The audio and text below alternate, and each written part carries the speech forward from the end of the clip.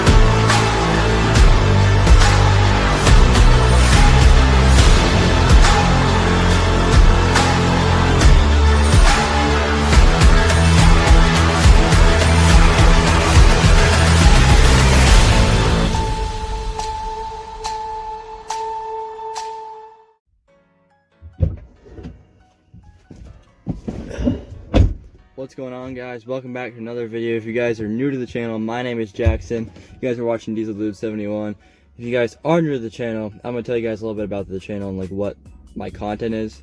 So we do some car reviews sometimes, like this video. I do working on trucks, cars, lawnmowers, four-wheelers, dirt bikes, whatever. Just a bunch of automotive stuff. I actually have a second channel as well. It's called After Hours. That wouldn't work. But After Hours, and there'll be a link in the description. And yeah, so go check it out if you guys have not already. If you guys are new and didn't even know about it.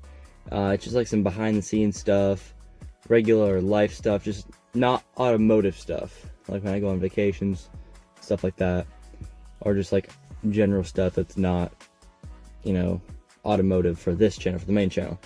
So you guys obviously saw the title and thumbnail. Today we're going to be talking about the new 2021 Ford F150, which I saw something about it a little while ago, and I was like, oh, that'd be cool. And then I saw that they were doing the reveal some night, so I was like, did Google, set a reminder this day, whenever it was, and then totally forgot about it. And all of a sudden my Google reminder thing was like, hey, here's a reminder. And I was like, oh, it's tonight, all right. And then I watched the reveal, and it was pretty cool. And I was like, you know what, I need to make a video now. And of course, me being slacker, I didn't make the video right away. So it's been a few days since all that happened. That was last week. So yeah, without further ado, guys, let's jump into this video. We're going to be talking about this truck, how I feel about it, and go over the new options that they have added and new features and everything. I don't think we can build one out yet.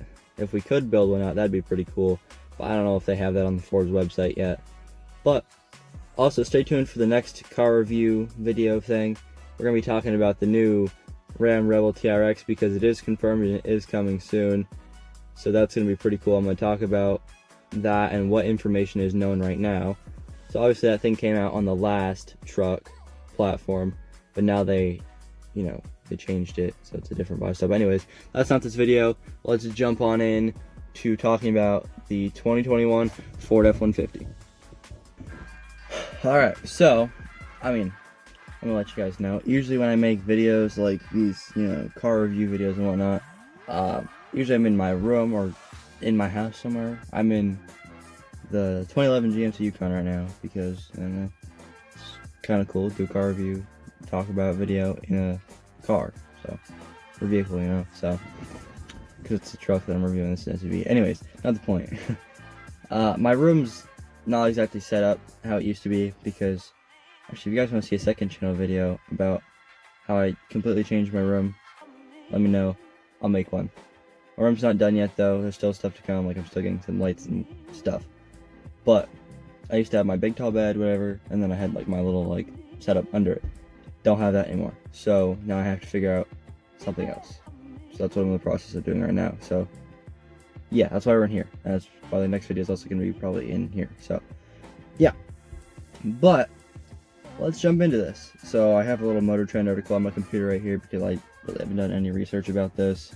Usually that's what I do is I read off an article. So Yeah, I'm a computer. That's what. Yeah.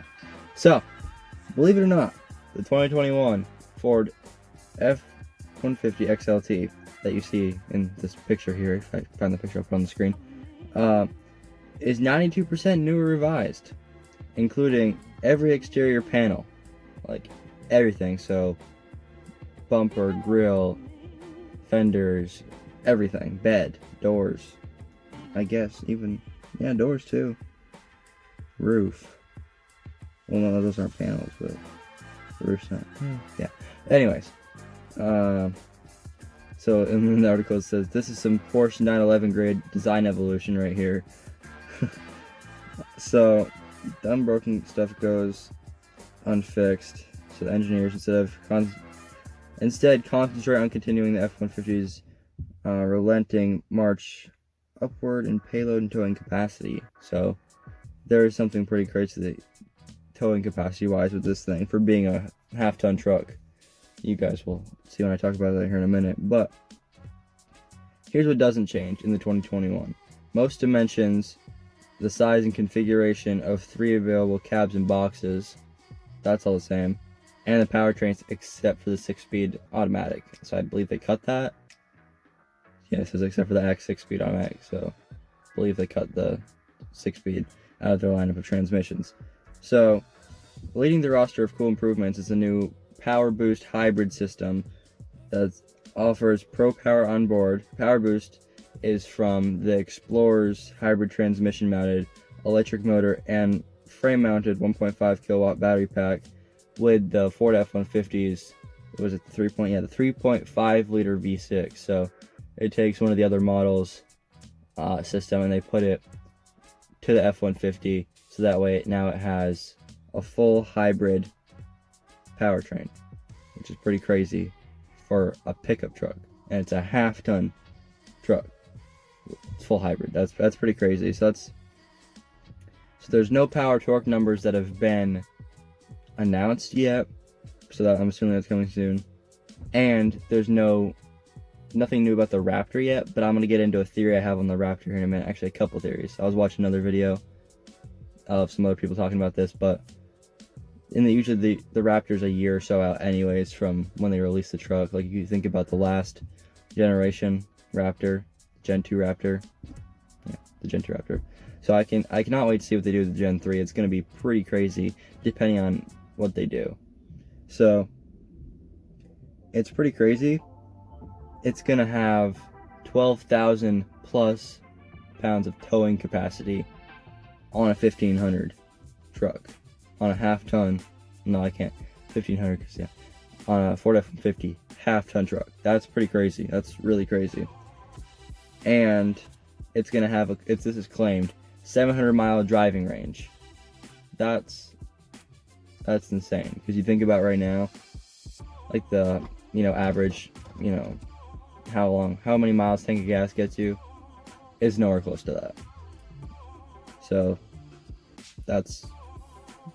it's pretty cool. I'll give Ford that. They definitely have upped their game with this one, and it's going to be offered on every trim level, so that's nice too. But yeah, but oh man, that's crazy.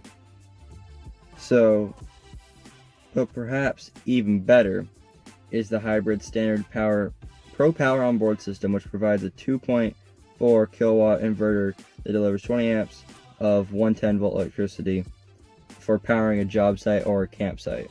So, and I know at the reveal they showed some things on screen that you could add up and then you could run from the truck. So most people put a generator in their truck or have a generator with them.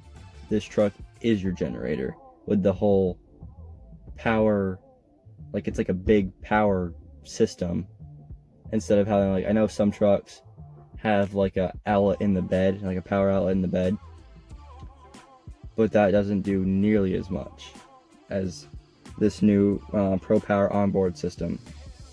So that's pretty cool. So the article says, need 30 amps of 220 volt power? Upgrade your Power Boost truck to the 7.2 kilowatt inverter. So that's pretty cool. That's actually really cool. All right, let's see what else does it say. Can't swing the cost of a fancy hybrid. A 2 liter kilowatt 110 volt inverter is offered on all of the base 3.3 liter V6 and the diesel. It automatically starts and idles the engine as needed to power your devices. So, like, say it's getting, your battery's draining or something. So, the vehicle's gonna die if you don't do anything. It automatically will start it for you, and it will recharge the battery, because like alternator kicks on everything. So, and it charges it back up, and then it idles, like it'll idle up, like how a generator would. It idles up depending on how much you're running and stuff. So that's pretty cool too. So they also did some chassis improvements, frame reinforcements, and they widened the track width by an inch. No, by just under an inch actually, sorry. So that increases tow ratings, and it accommodates the power boosts, longer transmission, and the battery mounting. So increased rigidity improves ride, as do better bushings for the cab mounts to the frame. So they did better cab mounts too. And they're doing monotube shocks on higher end trims. So that's pretty cool too. There's a front stabilizer bar, which now attached to the steering knuckle instead of the control arm for improved mechanical advantage, and composite leaf springs replaced steel in certain lower payload applications. The vacuum brake booster is ditched in favor of electric assist. So, just like on the new GM trucks, they have the electronic parking brake and all that stuff. So, this is for actual brakes. So the vacuum brake booster is ditched for the electronic assist. The rotors and calipers are upgraded to handle higher towing ratings, and the F-150 gets an adaptive steering system from the Super Dirty Edge and others. This places a motoring gears between the steering wheel and column to reduce the amount of steering input needed during low-speed maneuvers, while also removing the nervousness that the quick ratio steering might otherwise cause at highway speeds. Not highway speeds, at highway speeds. And they completely redid the interior as well, which looks amazing. The dash looks good. The screen, the infotainment center looks amazing as well. It's a huge screen, so I believe that's where we're getting to next. Alright, yeah, this is where we are. Okay, so other new features aimed at getting jobs done easier include a stowable shifter, so basically, how, I don't know if you guys know, but a lot of people, work in their vehicles, have their laptops, whatever, and they put them, like, just on their laps, or they put them over on the center console, which is funny, because that's actually what I'm doing right now. I have my computer on my lap. So now, what they do is, I think you press a button or something, and the shifter, because it's a center shifter, it's not like a column shifter, like in other trucks. So, it's a center console shifter basically, and it folds down, and then this whole thing folds over it, so it's all like a flat workspace. You can put a clipboard there, write down stuff, you can put your computer there. It's pretty crazy, it really is. So it folds down into the console, so it allows the center armrest to flip over toward and form continuous flat work surface. And then there's a new tailgate option too. So there's like these ruler things put onto the tailgate, which I don't really know why people do that, but that's interesting. So let's see what else. Oh yeah, and they made the tailgate so you can C-clamp stuff down, like boards for cutting boards. You can C-clamp stuff down to the tailgate now, which is nice, I suppose. There's 2 new tie-down loops on the tailgate, and they double as bottle openers. So, power opening and closing of the tailgate is also now available. So just like on the 2020 High Country, Silverado High Country, power, comes down, which most trucks do anyways now, but it also goes back up itself, which is nice. I don't know why GMC didn't do that with the Denali. Maybe 2022 they might. I'm not sure, but I don't see why they did it on the highest trim Chevy, but not on GMC. I don't really know. But now they also have Pro Trailer Backup Assist, which is from the Super Duty, I believe. Because I know there was like a, it's the, you know, so you can back up a trailer and not really do anything. The vehicle does it for you, which is dumb. Like, if you can't back up a trailer, why are you pulling one? Like, you need your vehicle to do it for you. Why? I don't get it. You should be able to back up a trailer. I mean, yeah, it's a new feature, and everybody wants all these new features, so they don't have to do much. You just drive, but you should be able to do like some of these things, you know. But now there's yeah, so it says is Pro Trailer Backup Assist. No, sorry. Joining Pro Trailer Backup Assist is a new trailer reverse guidance system borrowed from the Super Duty, yeah, which uses cameras and trailer mounted sensor to coach a driver while maneuvering manually. So it's the most aerodynamic F-150 as well. So it gets a new active front air dam that retracts the low off-road speed. That retracts at low off-road speed and drops 3.1 or 3.5 inches to a drive or four-wheel drive, so it depends. At speeds of 40 to 45 miles an hour. The top surface is closed of the closed tailgate. Okay, this is interesting. So it like starts talking about an air dam, but then it goes into a tailgate thing. So the top surface of the closed tailgate features an improved spoiler shape. So like on the top of the tailgate, it's like a spoiler. Okay. There are air deflectors ahead of the rear wheels. The new side view mirrors are resized and shaped for more optimal flow, and the C-pillar is shaped to be more aerodynamic. But yeah, the mirrors are a lot different, which I don't know, they're alright. I'm sure a lot of people are gonna put 3/4 ton truck mirrors on anyways. I mean, a lot of people do when they go, if they're gonna tow this thing. So that's pretty nice. And screens are larger in all F-150s, with base trucks getting, oh, that's cool. So the base trucks get the 8-inch screen, which is like the biggest screen they offered before, but then higher end trims are getting a 12-inch screen. And it's not like the Tesla style and the Dodges. It's like narrow, not narrow, but it's not as wide. It's a lot longer than it is wide. Now this one's more like a rectangle, so it's a lot long. Well, it's actually almost, it's not square, but it's closer to being square, which I do like. It looks a lot better. So 12-inch screens become an upgrade, but there's still buttons for, I believe, audio and climate control, which is good because it's good to have a balance between stuff on screen and still some buttons. I'm sure eventually everything's going to be on the screen anyways, because the Dodge is mostly on screen.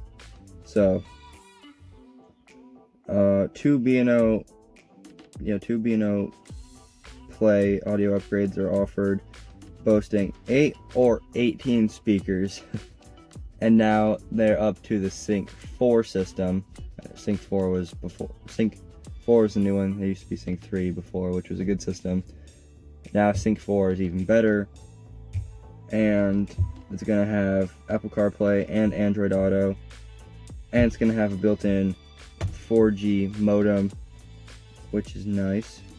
And that comes standard.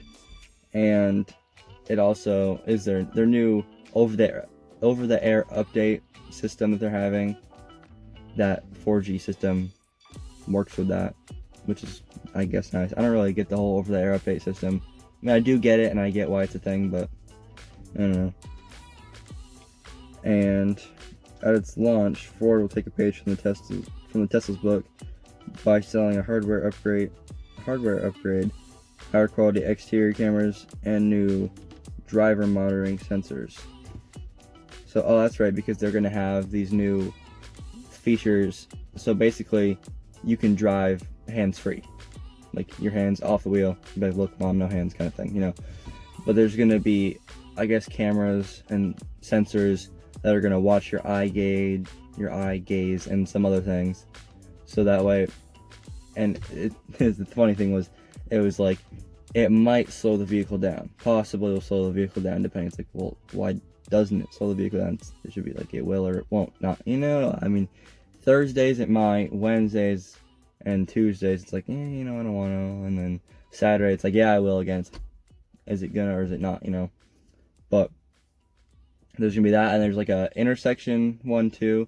So if you're turning into an intersection, it's like adaptive cruise, not adaptive cruise control, but the adaptive braking system, or like the where if a car ahead of you slams on the brakes, the vehicle will automatically slam on the brakes to avoid collision, or is it collision avoidance or something like that. Anyways, it's kind of like that in a sense, where you're turning in an intersection, you're making a left-hand turn, there's a car at the intersection. If they're gonna if there's a car that's gonna run a red light, or they're gonna go, it'll stop and avoid an accident for you. There's gonna be a bunch of new technology coming out, I'm sure, all across different manufacturing companies, but Ford's doing some things now, kinda Tesla-like, with the whole, you know, it's not complete autopilot, but you have cruise control, and you have adaptive cruise control, actually. So put on cruise control, and then you have the whole hands-free thing. You can just sit back and the truck will just drive, and you can look up the road. You can have your phone right here, just, you know, text somebody real quick. The truck will just drive down the road for you. So there's also going to be a thing where it'll interact with stoplights, which is interesting as well. So they're doing a bunch of stuff. It's really crazy. So, but all the interior materials are upgraded, and now there's the new Max reclining seats. So back in the good old days, like before me, trucks used to have seats that reclined basically flat.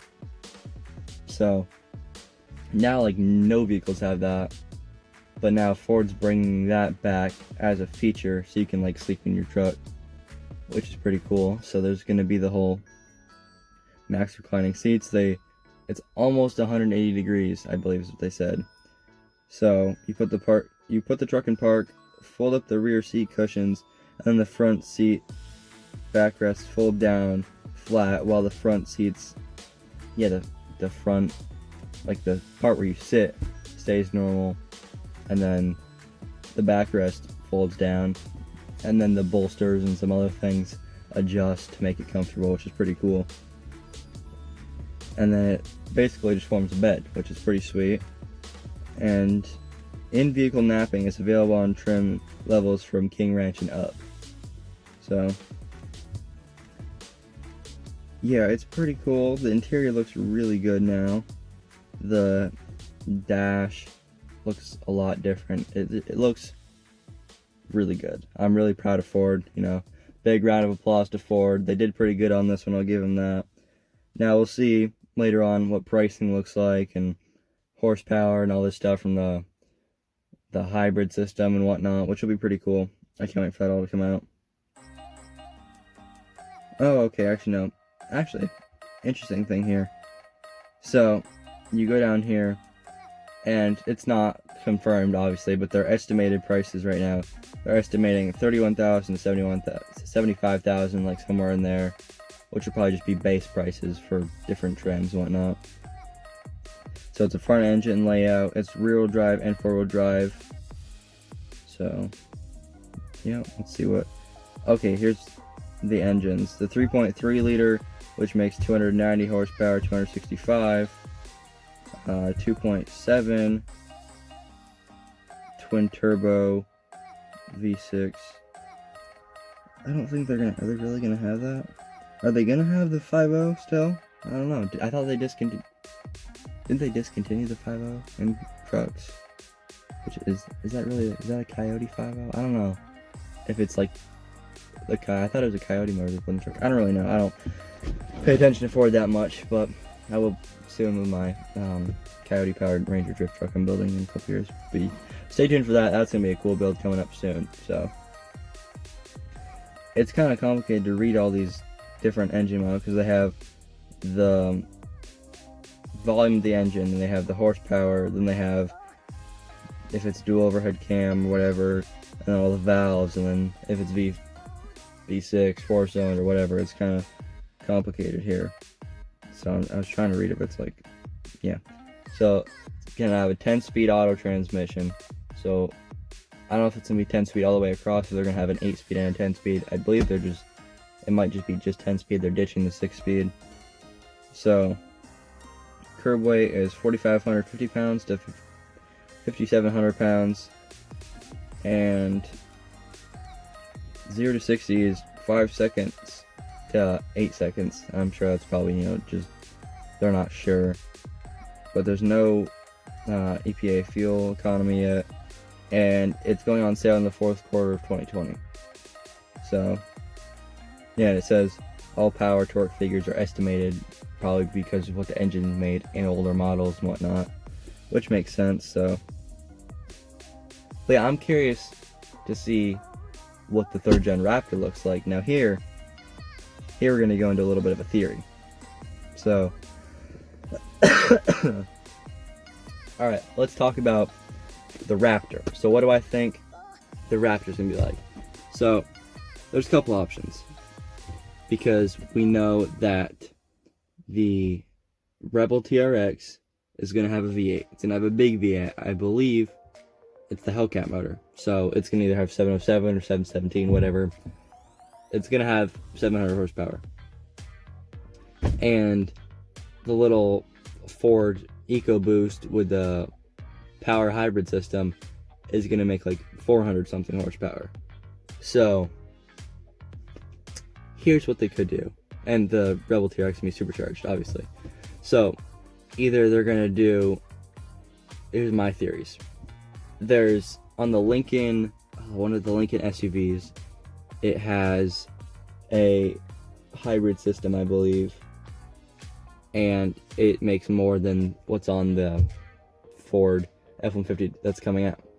So they could take that, put that system in, and it makes quite a bit of power, which, I mean, because the 2nd gen Raptor was the EcoBoost, is twin turbo, so, and that was like the 2nd most powerful EcoBoost besides the Ford GT. So the Ford GT was number 1, and then the Raptor was the 2nd most powerful, which is not a bad option. But if they want to compete on the same level with the new 3rd gen Raptor as Dodge or Ram, whatever, is with the Rebel TRX, I think what they could do, and this would be amazing, and I feel like this would get them a lot more customers, and it'd be a lot better of competition. They could either do Coyote 5.0 out of the Mustangs, not the GT350, GT500, just the 5-liter Coyote, and then you could have like a Roush kit on it, supercharged, whatever, but the 5-liter Coyote from Mustang, and have that in it, and have that supercharged like what the new GT500 is, like a blower, put a blower on it, but a blower specific, that's for the Coyote, so it's a little bit different than the Voodoos. Or what they do is they put in the 5.2 liter Voodoo engine out of the GT350 GT500s, and well, actually no, the 5.2 Voodoo out of the GT500 with the blower on it, and put that in the Ford F150 Raptor, because then supercharged V8 versus supercharged V8. So you have the Hellcats supercharged 700 horsepower, whatever, it's 707 or 717, I think it is now in the Hellcats. So it'll be somewhere in there in the new Rebel TRX. But the GT500's new engine, the supercharged 5.2 Voodoo, makes like 760 horsepower. So that in the new F-150 Raptor would look pretty sweet in my opinion. It would look good being a Raptor. You know, it's off-road focus truck, has a big supercharged V8 in it to compete with the Rebels supercharged V8 that they're putting in. And I kind of feel like a lot of people would want a Raptor at that point, because, you know, Dodge has, you know, teased this thing for so long, and now it's confirmed that it's gonna have a bunch of different stuff, but it's been out and talked about for a long time. So now, like, the anticipation is like, well, you know, it could end up like the new NSX and be like, oh, I don't want that. Could be like C8 Corvette, be like, oh yeah, that's pretty nice, and then everybody wants one. But I don't really know. I don't know what's gonna happen. I don't really even know what the Raptor is gonna look like. I've seen some renders, but nothing is confirmed. Nobody knows that far ahead yet. Well, I'm sure a lot of people, like, on the Ford team, are like, yeah, this is gonna be the Raptor, but not a lot of people, if anybody out in public, in the public world of just regular people like me, knows anything yet. So I'm curious to see what happens when they announce the Raptor, what it's gonna have for powertrain, all that. But I'll definitely make a video when that happens. But those are my theories. I will see you guys in the next video. If you guys enjoyed this one, make sure to give it a thumbs up. I'm really tired, honestly. I ran on like 4 hours of sleep today. I was up till like 5 a.m., woke up at 9 something, so sorry if I'm not talking well, not slurring words, but like my speech is messed up. I'm just not feeling it today. So sorry if I, you know, didn't talk well in this video and was like stuttering and whatnot. Sorry about that, but I'll see you guys in the next one. If you guys enjoyed this one, make sure to give it a thumbs up. Go ahead and hit that subscribe button if you guys have not already. Join the channel.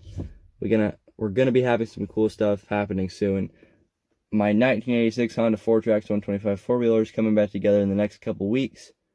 Gonna be getting new harness, new chain, new handle grips, throttle cable, a bunch of stuff, new engine. Then we're gonna be turboing it, coming soon. So stay tuned for that. If you guys want to see that, go hit that subscribe button and turn on notifications. But without further ado, guys, let's roll the outro.